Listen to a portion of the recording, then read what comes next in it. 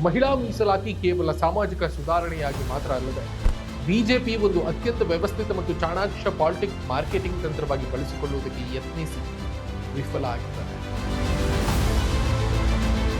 ನರೇಂದ್ರ ಮೋದಿ ಅವರನ್ನ ಮಹಾನ್ ಸ್ತ್ರೀವಾದಿ ಅಂತ ಬಿಂಬಿಸಿ ಕಾಂಗ್ರೆಸ್ ಮತ್ತು ಇತರ ವಿರೋಧಿ ಪಕ್ಷಗಳನ್ನ ಸ್ತ್ರೀ ವಿರೋಧಿ ಎಂದು ಈಗ ಬಿಂಬಿಸ್ತಾ ಇರುವ ಬಿಜೆಪಿ ಮಹಿಳಾ ದೌರ್ಜನ್ಯ ಪ್ರಕರಣಗಳ ಬಗ್ಗೆ ಯಾಕೆ ಧ್ವನಿ ಎತ್ತಿಲ್ಲ? ದೌರ್ಜನ್ಯದ ಬಗ್ಗೆ ಮಾತನಾಡಿದರೆ ಅದು ಆಡಳಿತದ ವೈಫಲ್ಯವನ್ನ ಎತ್ತಿ ತೋರಿಸುತ್ತದೆ. ಮೀಸಲಾತಿಯ ಬಗ್ಗೆ ಮಾತನಾಡಿದರೆ ಅದು ಭವಿಷ್ಯದ ಭರವಸೆಯಾಗಿ ಮತ್ತು ಪ್ರಬಲ ಶಾಸನಾತ್ಮಕ ಸಾಧನೆಯಾಗಿ ಕಾಣುತ್ತದೆ. ನಮಸ್ಕಾರ, ಈ ದಿನ .comಗೆ ಸ್ವಾಗತ. ನಾನು ಶ್ರೀರಾಜ್ ವಕ್ವಾಡಿ. ಭಾರತೀಯ ರಾಜಕೀಯ ಇತಿಹಾಸದಲ್ಲಿ ನಾರಿ ಶಕ್ತಿ ವಂದನಾ ಅಧಿನಿಯಮ ಅಥವಾ ಮಹಿಳಾ ಮೀಸಲಾತಿ ಮಸೂದೆ ಒಂದು ಮಹತ್ವದ ಮೈಲಿಗಲ್ಲು ಎನ್ನುವುದರಲ್ಲಿ ಅನುಮಾನ ಇಲ್ಲ. ಆದರೆ ಇದನ್ನು ಕೇವಲ ಸಾಮಾಜಿಕ ಸುಧಾರಣೆಯಾಗಿ ಮಾತ್ರ ಅಲ್ಲದೆ ಬಿಜೆಪಿ ಒಂದು ಅತ್ಯಂತ ವ್ಯವಸ್ಥಿತ ಮತ್ತು ಚಾಣಾಕ್ಷ ಪೊಲಿಟಿಕಲ್ ಮಾರ್ಕೆಟಿಂಗ್ ತಂತ್ರವಾಗಿ ಬಳಸಿಕೊಳ್ಳುವುದಕ್ಕೆ ಯತ್ನಿಸಿ ವಿಫಲ ಆಗಿದೆ.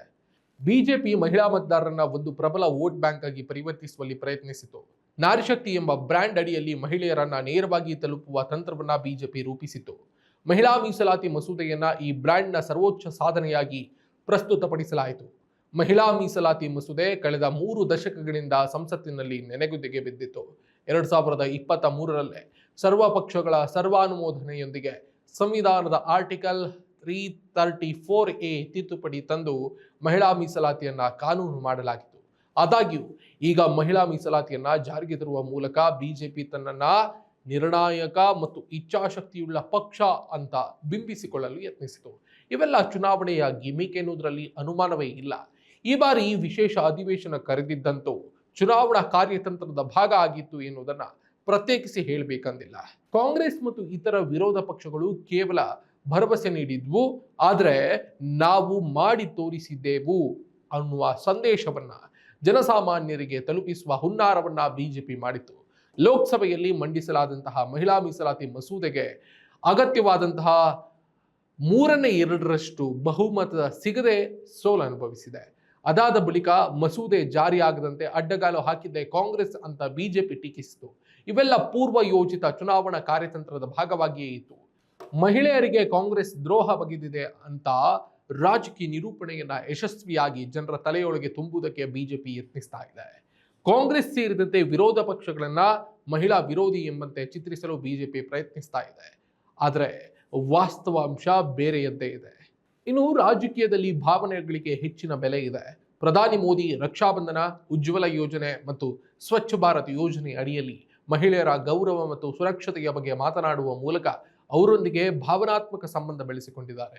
ಮಹಿಳಾ ಮೀಸಲಾತಿಯನ್ನ ಆ ಭಾವನಾತ್ಮಕ ಸರಣಿಯ ಮುಂದುವರಿದ ಭಾಗವೇ ಸಹೋದರಿಯರಿಗೆ ನೀಡುವಂತಹ ಉಡುಗೊರೆ ಎಂಬ ರೀತಿಯಲ್ಲಿ ಮಾರ್ಕೆಟಿಂಗ್ ಮಾಡಲಾಗಿತ್ತು.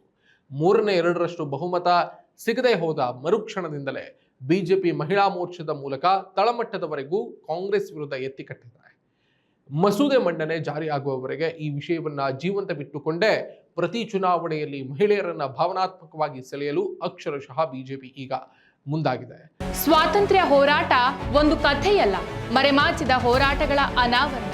ಭಾರತದ ಸ್ವಾತಂತ್ರ್ಯ, ಕರ್ನಾಟಕದ ಏಕೀಕರಣ ಒಂದೇ ಹೋರಾಟದ 2 ಮುಖಗಳು. ಜೈ ಹಿಂದ್, ಜಯ ಕರ್ನಾಟಕ ವಿಶೇಷಾಂಕ ಈಗಲೇ ಓದಿ ಹಂಚಿಕೊಳ್ಳಿ. ಮಹಿಳಾ ಮೀಸಲಾತಿಯನ್ನು ವಿರೋಧಿಸುವುದು ಯಾವುದೇ ಪಕ್ಷಕ್ಕೆ ಸಾಧ್ಯ ಇಲ್ಲ. ಹೀಗಾಗಿ ವಿರೋಧ ಪಕ್ಷಗಳು ಒಬಿಸಿ ಕೋಟದ ಬಗ್ಗೆ ಪ್ರಶ್ನೆ ಎತ್ತಿದ್ವು. 2023ರ ಕಾಯ್ದೆಯಲ್ಲಿ ವಿರೋಧ ಪಕ್ಷಗಳೆಲ್ಲ ಒಕ್ಕೊರಲಿನಿಂದ ಆಗ್ರಹಿಸಿದಂತೆ ಹಾಲಿ 543 ಸ್ಥಾನಗಳಲ್ಲೇ 33% ಮೀಸಲಾತಿಯನ್ನು ಕಲ್ಪಿಸದೆ 2026-27ರ ಜನಗಣತಿ ಆಧರಿಸಿದ ಕ್ಷೇತ್ರ ಮರುವಿಂಗಡಣೆ ಆದ ನಂತರ ಮೀಸಲಾತಿಯನ್ನ ಜಾರಿ ಮಾಡಲಾಗುವುದು ಎಂಬುದು ಅನಗತ್ಯ ಆಗಿತ್ತು.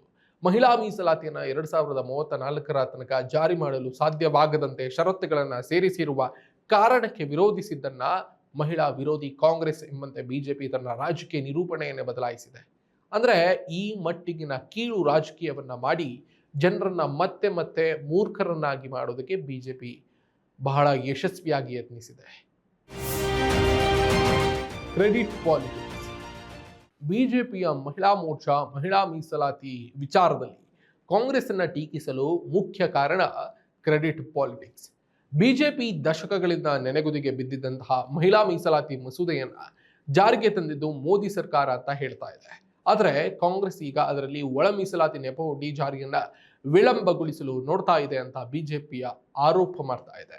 ಕಾಂಗ್ರೆಸ್ ಈ ಹಿಂದೆ ಜಾರಿಗೆ ತರಲು ಪ್ರಯತ್ನಿಸಿದಂತಹ ಮಸೂದೆಯನ್ನ ಬಿಜೆಪಿ ಬೆಂಬಲಿಸಿರಲಿಲ್ಲ ಅನ್ನೋದನ್ನ ನೆನಪಿಸ್ತಾ ಇದೆ. ಈ ಯಾರು ಮೊದಲು ಎನ್ನುವಂತಹ ಪೈಪೋಟಿಯಲ್ಲಿ ಮಹಿಳೆಯರ ನೈಜ ಸಬಲೀಕರಣಕ್ಕಿಂತ ಮತ ಬ್ಯಾಂಕ್ ಮುಖ್ಯವಾಗಿ ಕಾಣ್ತಾ ಇದೆ ಅನ್ನೋದರಲ್ಲಿ ಅನುಮಾನ ಇಲ್ಲ. ಇನ್ನು ನರೇಂದ್ರ ಮೋದಿ ಅವರನ್ನ ಮಹಾನ್ ಸ್ತ್ರೀವಾದಿ ಅಂತ ಬಿಂಬಿಸಿ ಕಾಂಗ್ರೆಸ್ ಮತ್ತು ಇತರ ವಿರೋಧಿ ಪಕ್ಷಗಳನ್ನ ಸ್ತ್ರೀ ವಿರೋಧಿ ಅಂತ ಈಗ ಬಿಂಬಿಸ್ತಾ ಇರುವಂತಹ ಬಿಜೆಪಿ ಬ್ರಿಜ್ ಭೂಷಣ್ ಸಿಂಗ್ ಪ್ರಕರಣದ ಬಗ್ಗೆ ಧ್ವನಿ ಎತ್ತಿಲ್ಲ. ಯಾಕೆ? ಕುಸ್ತಿಪಟುಗಳು ಲೈಂಗಿಕ ದೌರ್ಜನ್ಯದ ವಿರುದ್ಧ ಬೀದಿಗಿಳಿದಾಗ ಬಿಜೆಪಿ ಮಹಿಳಾ ನಾಯಕಿಯರು ತೋರಿದಂತಹ ಮೌನವನ್ನ ಸ್ತ್ರೀ ವಿರೋಧಿ ಎನ್ನಬೇಕೆ ಅಥವಾ ಸ್ತ್ರೀವಾದಿ ಅಂತ ಹಾಡಿ ಹೊಗಳಬೇಕೆ? ಮಣಿಪುರದಲ್ಲಿ ಮಹಿಳೆಯರ ಮೇಲೆ ನಡೆದಂತಹ ಅಮಾನವೀಯ ಕೃತ್ಯಗಳ ಬಗ್ಗೆ ತುಟಿ ಬಿಚ್ಚದ ಮೋದಿಯನ್ನ ಯಾವ ಮುಖ ಇಟ್ಕೊಂಡು ಸ್ತ್ರೀವಾದಿ ಅಂತ ಬಿಂಬಿಸಲು ಕೆಲಸವನ್ನ ಬಿಜೆಪಿ ಮಾಡ್ತಾ ಇದೆ? ಉನ್ನಾವೋ ಪ್ರಕರಣ, ಹತ್ರಾಸ್ ಪ್ರಕರಣ, ಧರ್ಮಸ್ಥಳದ ಸೌಜನ್ಯ ಪ್ರಕರಣ ಸೇರಿ ಇನ್ನೂ ಅನೇಕ ಮಹಿಳಾ ದೌರ್ಜನ್ಯದ ಪ್ರಕರಣಗಳ ಬಗ್ಗೆ ಸ್ತ್ರೀವಾದಿ ಚಿಂತನೆಯನ್ನೇ ಮರೆತಿತ್ತೆ ಬಿಜೆಪಿ. ಪ್ರಧಾನಿ ನರೇಂದ್ರ ಮೋದಿಗೆ ಇದೆಲ್ಲ ಯಾವುದೂ ಕಾಣಿಸ್ಲಿಲ್ವೇ? ಈಗ ರಾಜಕೀಯ ಕುತಂತ್ರದಿಂದ ಜಾರಿಗೆ ತರಲು ಯತ್ನಿಸಿದಂತಹ ಮಸೂದೆಗೆ ಬಹುಮತ ಸಿಕ್ಕಿಲ್ಲ ಎನ್ನುವ ಕಾರಣಕ್ಕೆ ಕಾಂಗ್ರೆಸ್ ಮತ್ತು ಇತರ ವಿರೋಧಿ ಪಕ್ಷಗಳ ವಿರುದ್ಧ ನಾಲಿಗೆ ಹರಿಬಿಡ್ತಾ ಇರುವಂತಹ ಬಿಜೆಪಿಗೆ ನಾಚಿಕೆ ಮಾನ ಮರ್ಯಾದೆ ಎಳ್ಳಷ್ಟಾದ್ರೂ ಇದೆಯೇ ಎನ್ನುವಂತಹ ಪ್ರಶ್ನೆಯನ್ನ ಕೇಳದೆ ಸುಮ್ಮನಿರುವುದಕ್ಕೆ ಸಾಧ್ಯ ಇದೆಯಾ ಹೇಳಿ? ಕಾಂಗ್ರೆಸ್ ಮತ್ತು ಇತರ ವಿರೋಧಿ ಪಕ್ಷಗಳನ್ನ ಈಗ ಮಹಿಳಾ ವಿರೋಧಿ ಎಂಬ ಕಥನ ಕಟ್ಟುತ್ತಾ ಇರುವ ಬಿಜೆಪಿಗೆ ಇಡೀ ದೇಶದಾದ್ಯಂತ ನಡೆದ ಮಹಿಳಾ ದೌರ್ಜನ್ಯ ಪ್ರಕರಣಗಳ ಬಗ್ಗೆ ಧ್ವನಿ ಎತ್ತುವುದಕ್ಕೆ ಬಾಯಿಗೆ ಕೋಲ್ ತುರುಕಿಸಿದವರು ಯಾರು? ಈಗ ಪ್ರಗತಿಪರ ವಿಚಾರಗಳ ಬಗ್ಗೆ ಮಾತನಾಡುವಂತಹ ಕಾಂಗ್ರೆಸ್ ಮತ್ತು ಇತರ ವಿರೋಧ ಪಕ್ಷಗಳು ಪ್ರಾಯೋಗಿಕವಾಗಿ ಮೀಸಲಾತಿಗೆ ಅಡ್ಡಿಪಡಿಸಿದೆ ಅಂತ ಬಿಂಬಿಸುವ ಮೂಲಕ ಮಹಿಳಾ ಮತದಾರರಲ್ಲಿ ಗೊಂದಲ ಮೂಡಿಸುವ ಕೀಳು ತಂತ್ರವನ್ನ ಬಿಜೆಪಿ ಹೆಣಿತಾ ಇದೆ. ಬಿಜೆಪಿಗೆ ಮಹಿಳೆಯರ ಮೇಲಿನ ದೌರ್ಜನ್ಯಕ್ಕಿಂತ ಮೀಸಲಾತಿ ಎನ್ನುವುದೇ ದೊಡ್ಡ ಚುನಾವಣಾ ಅಸ್ತ್ರ ಆಗಿದೆ. ದೌರ್ಜನ್ಯದ ಬಗ್ಗೆ ಮಾತನಾಡಿದ್ರೆ ಅದು ಆಡಳಿತದ ವೈಫಲ್ಯವನ್ನ ಎತ್ತಿ ತೋರಿಸ್ತದೆ. ಮೀಸಲಾತಿಯ ಬಗ್ಗೆ ಮಾತನಾಡಿದ್ರೆ ಅದು ಭವಿಷ್ಯದ ಭರವಸೆಯಾಗಿ ಮತ್ತು ಪ್ರಬಲ ಶಾಸನಾತ್ಮಕ ಸಾಧನೆಯಾಗಿ ಕಾಣ್ತದೆ. ಇದೊಂದು ಅಪ್ಪಟ ಬಿಜೆಪಿಯ ಪೊಲಿಟಿಕಲ್ ಮಾರ್ಕೆಟಿಂಗ್ ತಂತ್ರ ಅಲ್ಲದೆ ಮತ್ತಿನ್ನೇನು. ಯಾವುದೇ ಪಕ್ಷದ ಮಹಿಳಾ ಘಟಕಗಳು ಕೇವಲ ಪಕ್ಷದ ಹಿತಾಸಕ್ತಿ ಕಾಯುವಂತಹ ರಕ್ಷಣಾ ಕವಚಗಳಾಗುವ ಬದಲು ದೌರ್ಜನ್ಯಕ್ಕೊಳಗಾದಂತಹ ಮಹಿಳೆಯರ ಪರವಾಗಿ ಪಕ್ಷಾತೀತವಾಗಿ ಧ್ವನಿ ಎತ್ತಿದಾಗ ಮಾತ್ರ ನೈತಿಕ ಬಲ ಅದಕ್ಕೆ ಮತ್ತಷ್ಟು ಹೆಚ್ಚಾಗುತ್ತೆ. ಪ್ರಸ್ತುತ ಬಿಜೆಪಿ ಮಹಿಳಾ ಮೋರ್ಚಾದ ನಿಲುವು ಕಾಂಗ್ರೆಸ್ ಮಹಿಳಾ ಮತ ಬ್ಯಾಂಕ್ ಅನ್ನ ತನ್ನ ಸೈದ್ಧಾಂತಿಕ ಚೌಕಟ್ಟಿನೊಳಗೆ ಸೆಳೆಯುವ ಪ್ರಯತ್ನ ಅಲ್ಲದೆ ಮತ್ತಿನ್ನೇನು.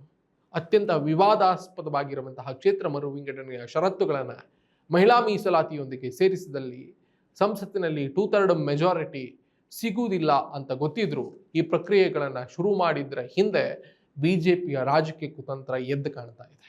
ಮಹಿಳಾ ಮೀಸಲಾತಿ ತರುವುದೇ ಬಿಜೆಪಿಯ ಮುಖ್ಯ ಉದ್ದೇಶ ಆಗಿದ್ದಲ್ಲಿ ಹಾಲಿ 543 ಸಂಸದೀಯ ಕ್ಷೇತ್ರಗಳಲ್ಲೇ 33% ಮೀಸಲಾತಿ ಕೊಡುವ ಸರಳ ತಿದ್ದುಪಡಿ ತರಲು ನರೇಂದ್ರ ಮೋದಿ ನೇತೃತ್ವದ ಸರ್ಕಾರ ಮುಂದಾಗಿಲ್ಲ ಯಾಕೆ ಎನ್ನುವ ಪ್ರಶ್ನೆಗೆ ತನ್ನ ಬೌದ್ಧಿಕ ಬಡತನದಿಂದ ಮತ್ತೆ ಕಾಂಗ್ರೆಸ್ ಮತ್ತು ಇತರೆ ವಿರೋಧ ಪಕ್ಷಗಳು ಮಹಿಳಾ ವಿರೋಧಿ ಅಂತಾನೆ ಹೇಳ್ತದೆ.